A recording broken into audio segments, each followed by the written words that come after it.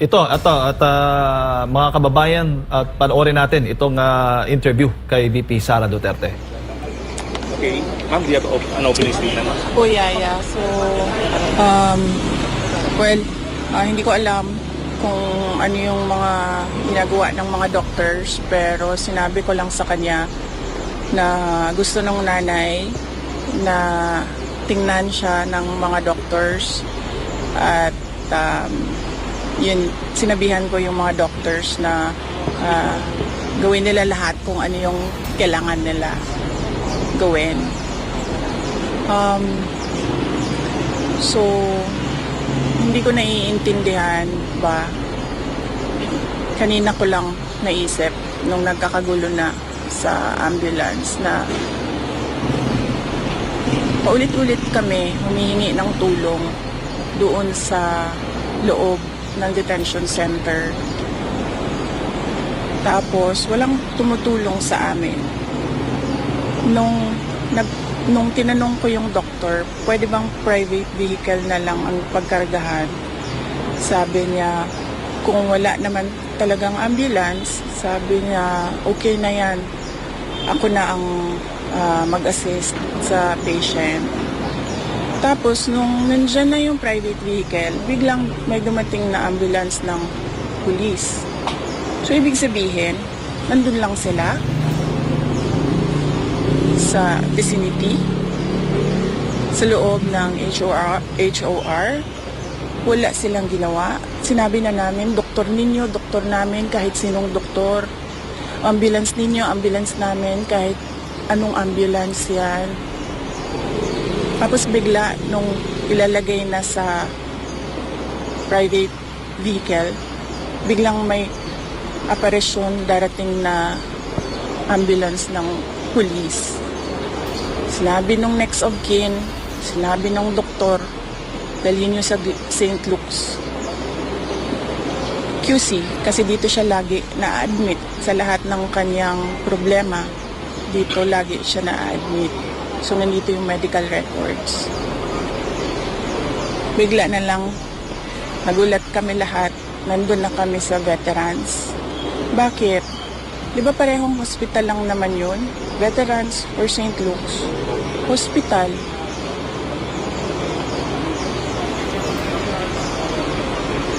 Tapos, kanina, ayaw na naman nila tumulong. Naghahanap kami ng ambulance, wala na namang ambulance.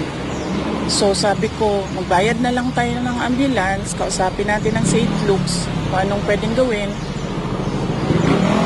Nung dumating na yung ambulance ng St. Luke's, biglang meron na namang dumating na ambulance ng police. Tapos nung nakita ko, nilagay nila na naman doon sa ambulance nila yung pasyente. Tapos, sasarahan ako ng pinto sa mukha ko. Hindi ko alam paano niya gagawin yon. Isasara mo yung pinto na may tao doon. Paano mo masasara yung pinto? Paano tatakbo itong ambulance na ito? Masyadong sinungaling at scheming yung mga pulis ba? Na ganyan yung ginagawa nila sa pasyente. Sila yung nagsasabi kung anong gagawin yan sa pasyente. Sabi ko, doktor, ang mag-decide kung anong gagawin sa pasyente. Kasi hindi naman makakatakbo yung pasyente. She's hysterical. She's in pain. She is nauseous. So, saan pupunta yon? Lilipad ba ng Singapore yon? Hindi naman. Itong nag-uutos sa mga pulis, parang kriminal yung kanilang binabantayan. Tingnan nyo. Para itong kikibuloy they were wasting 300 personnel para hanapin ang isang tao. They're wasting so much manpower dito para bantayan ang isang tao na na-contempt lang. Tapos, ano yun? Kanang atikon pa ba ang mga tao ba? Nagmamadali na lahat kasi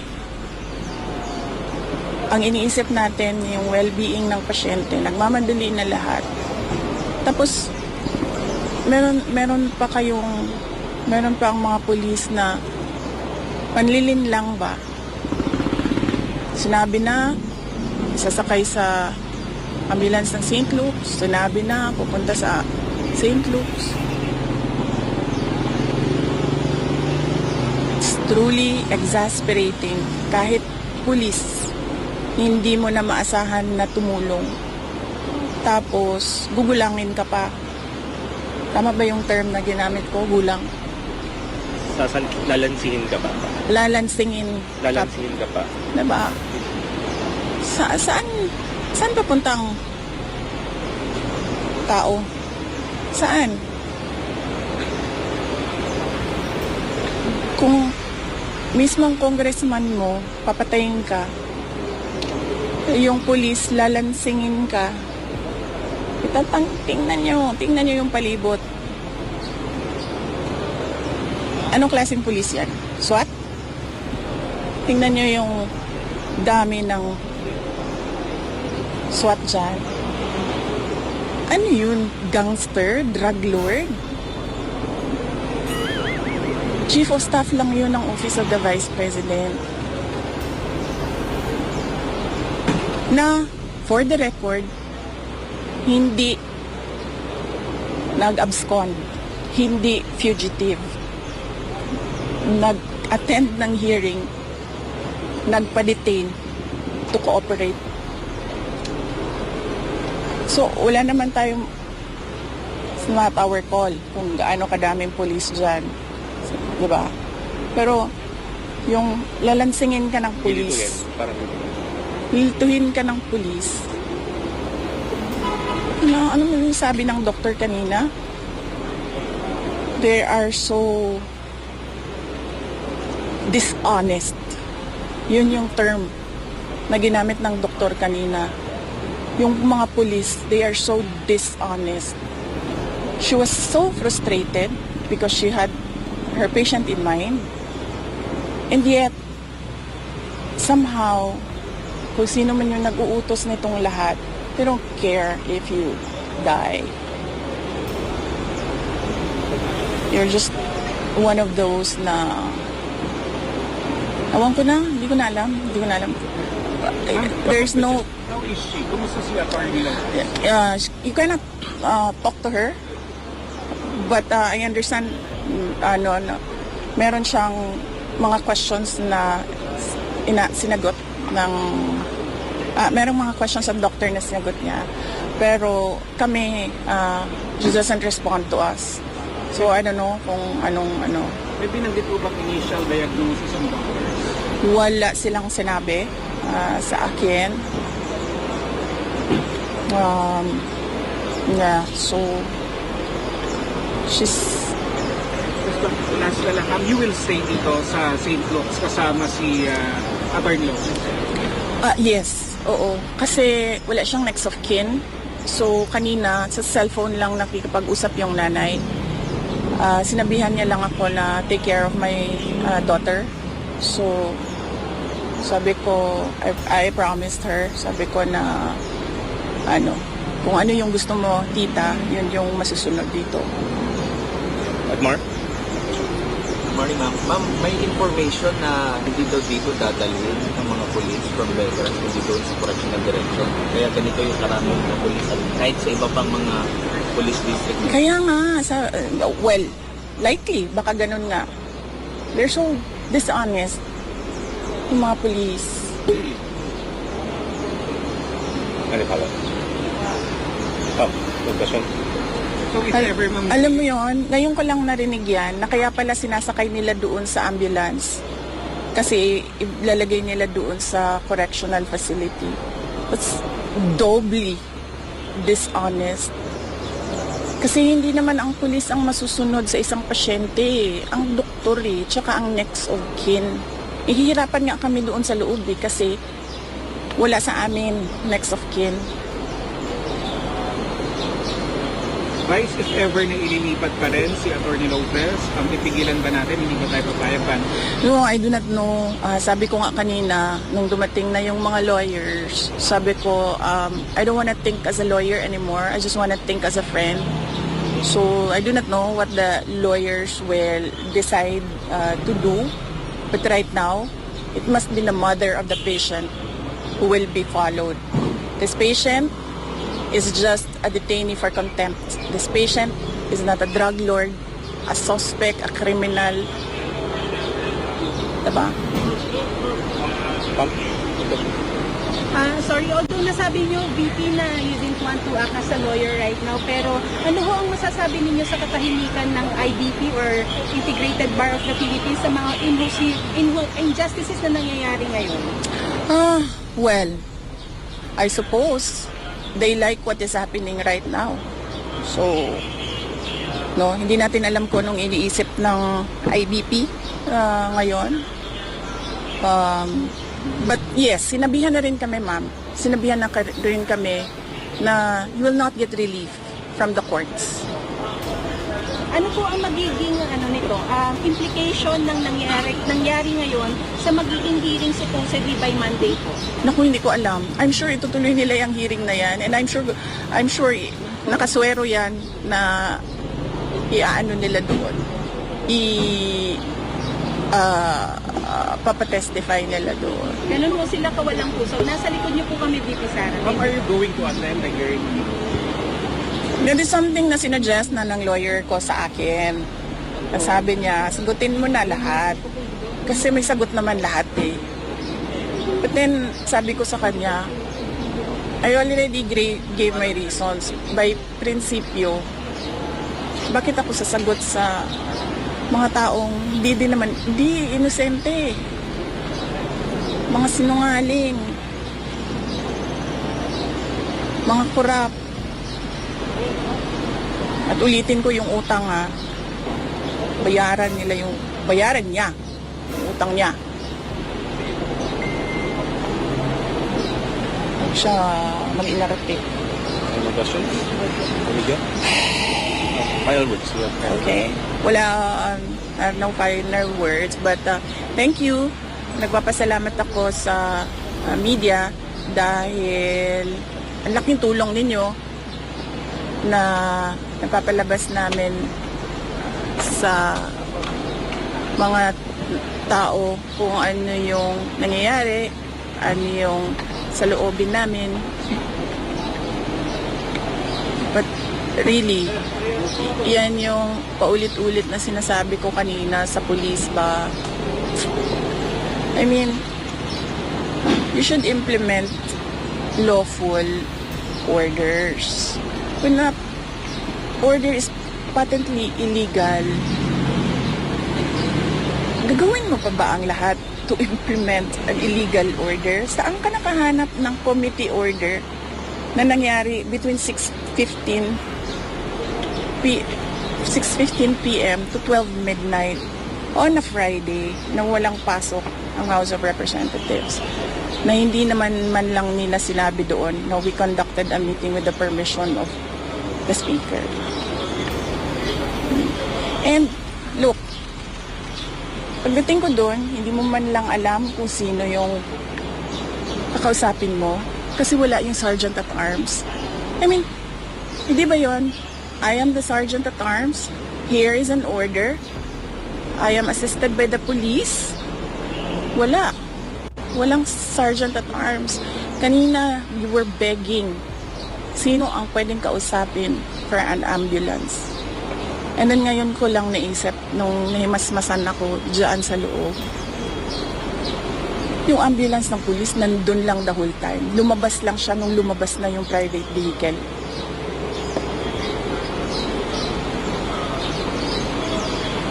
I mean, anong klaseng health care protocol yan? There wasn't even an emergency protocol. Wala kaming makausap. Ang lahat ng tao umaakyat sa third floor and hindi na sila bumabalik sa baba.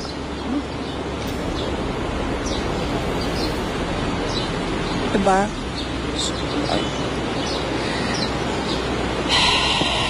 Hindi mo ba kayo natatakot para sa sarili ninyo bilang na doon po kayo nag-hold ng office ngayon at nakaya nilang gawin kay Yusek Zulaika at maaaring gusto nilang gawin din sa inyo? Oo, yes, ma'am. Alam ko na. Ako naman kasi talaga yung target, diba, ma'am? Ako talaga yung target. Except that, dahil nga wala silang ebidensya, ang ginagawa nila, iniipit yung mga tao, thinking na meron diyang isang magsasalita. Ang problema, kasi wala talaga silang ginawa. Bakit nila kine-question yung management style ko na on a need-to-know basis yung mga tao? Kung ang chief of staff, pakiramdam ko, hindi niya kailangan malaman ang isang bagay, bakit ko isasabihin sa chief of staff? Kung ang ASEC, hindi niya kailangan malaman ang isang bagay, bakit ko naman sasabihin doon? Bakit nila kina-question yung management style ko? And sasabihin nila nagsisinungaling yung tao. Hindi naman nila ako kilala. Hindi nga nila alam, hindi ako nag-i-aircon eh. Kaya walang problema. May aircon man o wala. Naniniwala po ba kayong hostage taking ang ginawa nila kay Yusek Lopez? Ma'am, naniniwala ako na it was attempted homicide because she feared for her life. Pag nakakita siya ng uniform ng police, ma'am, natataranta siya. Kasi imagine mo ba naman, 9 biglang papasok sa kwarto mo. Wala naman tayong problema eh. Ano bang problema natin? Nandoon nakadetain yung tao. Mag-a-attend ng hearing. Nagbibisita kami. Sinusunod namin yung oras ng pagbisita. I don't know, understand. Why do you have to antagonize a detainee who is fully cooperating sa lahat ng kailangan niyang gawin para matapos lang ang king-inang hearing na yan na money-making scheme ng mga congressman. Yes, ma'am. But there are 4 other OVP personnel that are being summoned by the Committee on Good Governance and Public Administration. How are they holding up? Ngayon po na nakikita nila si Attorney Zulaika na pinatrato ng ganito. Hindi malayo na naging din ang trato sa akin. Oh, ma'am. Sigurado na tayo. Ganyan talaga ang trato. Kasi naghahanap sila ng ebidensya. And the only way plano nila, iipitin namin ng iipitin to hanggang sa muntik na ito mamatay para makuha namin ang ebidensya. Ang katangahan yan. Kung may ebidensya ka sa simula pa lang, 'di ba? Last year pa kayo nag-a-announce, Franz Castro, paulit-ulit, impeachment. Tapos ngayon, Joel Chua magsasabi, there's probable cause, but we're short of time because it's already the election. So, ibig sabihin, accountability of public funds is less important kasi uunahin natin ang election ninyo. Oh, so ibig sabihin, wala ebidensya. Last year pa yan eh. Dapat final nila last year. Wala eh. Ginagamit nila yung COA. Humingi. Hanggang makahanap kayo ng anong pwede namin gamitin.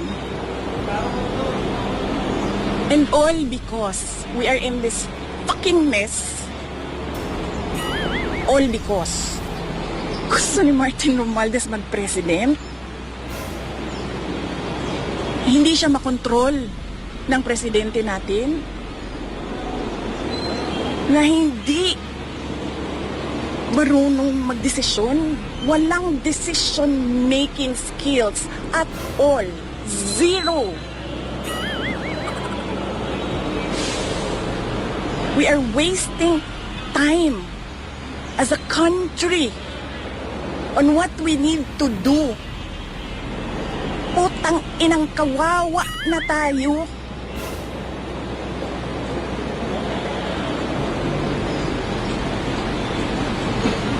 Pero nandito tayo God! Nandito tayong lahat. Fishing for evidence so that we can demolish a family that is a threat to our personal gain.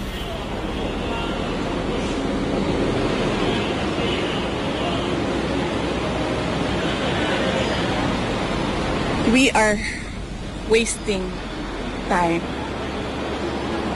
This country should be working on being competitive, jumping to middle income, aspiring to be a first world economy. What the fuck are we doing? We're doing nothing at all. Magkano ang dollar? Nasaan ang remittance ng mga OFW na inaasahan lagi ng gobyerno na hindi naman dapat?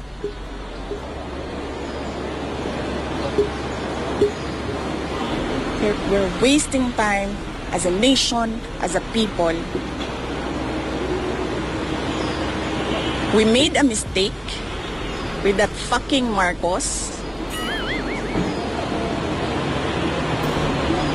And we are wasting time. Yes, anong tanong mo? Naniniwala po ba kayong tatayuan ng COA ang kanilang mandato or eventually, sorry for the term, ilalaglag din nila kayo eventually? Ma'am, I told you, 'di ba? Ay, review niyo yung review niyo yung hearing. Yung hearing kanina. Ay, nung last hearing. Nung tinanong si COA. COA. Ay, ano pa, apelido nun? I don't know. I don't remember. Di ba? Gusto mo rin magtrabaho? Di ba? Gusto mo rin magtrabaho? Yes! I need to work on the notice of suspension. I have a video of Cordoba talking shit about me and Yusek Lopez. So COA and House of Representatives are working together. Last question. Actually, sila lang ang working together and lahat ng taong bayan are just parang playthings to the rich. They don't care. They don't care about you. Wala. Ngayon, alas na lang, what will happen to Atty. Lopez po? Ano nangyari? Babalik po siya sa HOR or sa Mandaluyong? Paano yung Well, I really do not know right now what will happen to her. We just trust that the doctors know what they are doing, and then we entrust to them her healthcare plan. So, kung ano yung gusto ng doctor, kung ano yung gusto ng nanay, yun yung susundin namin. But how's her health status? As I said kanina, hindi mo siya makausap eh. But she answered some questions of the doctor. Pero hindi lahat din. And then, pag kami yung kumakausap sa kanya, hindi siya nagsasalita and really, I'm worried kasi kanina din, inano niya yung ballpen pa. Ginaganyan niya yung ballpen na sinabihan namin siya. Sinabi niya sa amin na ayoko na ito, make this stop. And I will stop this. Yan, mga ganyan na mga And she already said her piece kanina before she started vomiting. She said her piece. Parang she doesn't feel safe. And she is astounded by the lack of rules. She is astounded by the assault to democracy. Okay. Thank you. Thank you, Vivi.